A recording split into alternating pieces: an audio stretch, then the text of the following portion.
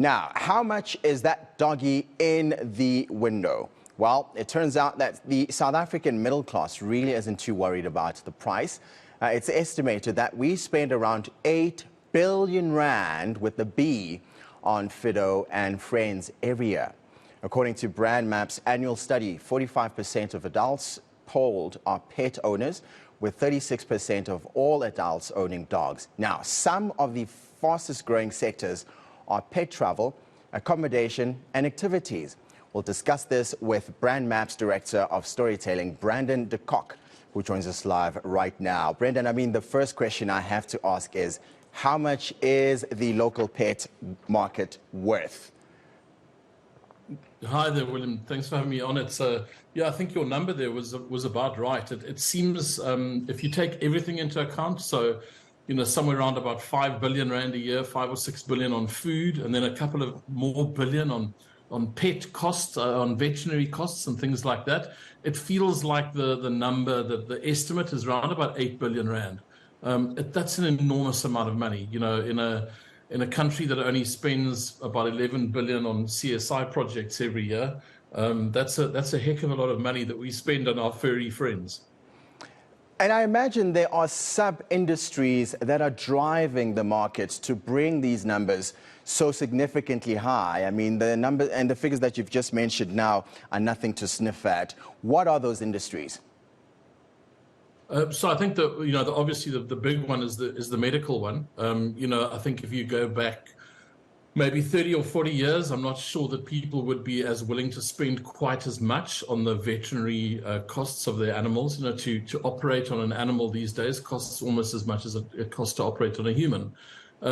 So obviously what's happened is that as our relationship with animals has changed, a whole lot of things have come into play, like the fact that you now have pet insurance, that you can insure yourself against your pet falling ill and its medical costs. And then other things like, pet-friendly hotels, pet-friendly restaurants, all of these places that are designed to make us feel better about pets being part of the family, as opposed to, somebody that was playing a very practical role in people's lives not too long ago. So it's all the industries that are geared around making sure that you can look after your pet as well as you look after the rest of your family.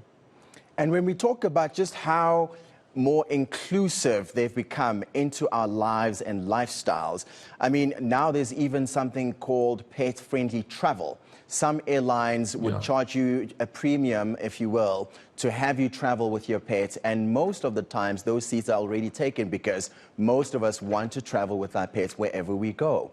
Where else are we finding that there's more inclusion and acceptance, if you will?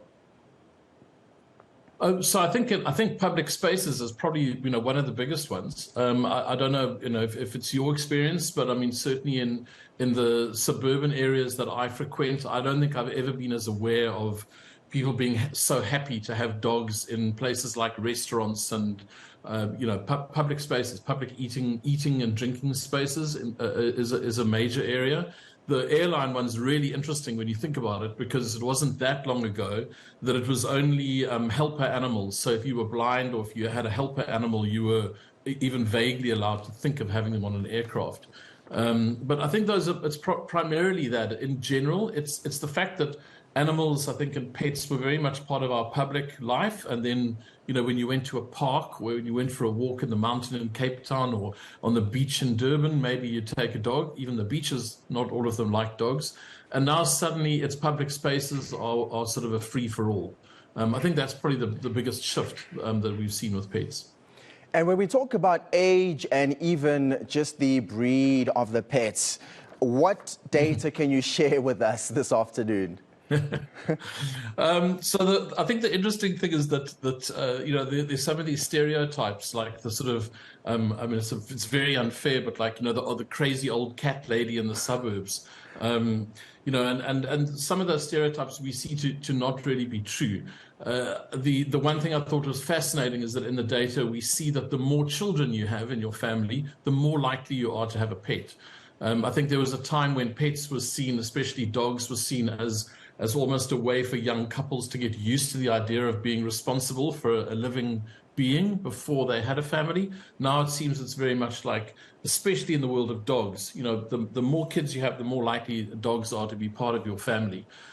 We also, the other thing I thought was fascinating is that dog owners are far more likely to only be dog owners, whereas cat owners, almost half of the cat owners that we measure are also dog owners. So it seems like there are these two different sides to the pet world. There are pet lovers, generally cat people, and then they're dog people. They generally don't have cats. Yeah, that is so true. Some very strange skews. Yeah, that is so true, Brendan. A friend of mine, Rajiv, has 2 dogs, and he's very adamant that he's a dog owner and not necessarily interested in cats. Let's talk about the business opportunities that exist. I mean, for someone like myself, or just the general ordinary person that wants to get into the business of dealing with pets, where would they go? What could they explore? So I think there are 2 sort of instinctive answers. There's nothing necessarily in our data that points directly to an answer for your coming next business plan. But I would say that, the first thing is just if you generally understand that the role that these animals play in our lives, it used to be very much, peripheral or for a little bit of comfort and a little bit of safety. In the South African context, I think that safety thing is huge, that these animals, especially for single women, for young people, these animals become very much like they're your protectors, they're part of your family. So anything you can do, any product or service you can think of that makes me as a pet owner think that you've thought of me. It could be as simple as putting bowls of water outside of your shop or in your shop, so that somebody who's got a pet can tie it up at the front door and the dog can have something to drink, for example. Anything you can do that makes pet owners think that you're thinking about them and you're taking them into account, you're going to be appealing to about half of the middle market and up South Africans. So the answer is do everything you possibly can to make pet owners feel like you're looking after their furry friends. Brandon, thank you so much for just allowing time to chat to us this afternoon. That was Brandon de Kock, Director of Storytelling at BrandMapp. Are you a pet owner? Are you a dog or cat person? You can let us know. Our Twitter handle is @eNCA.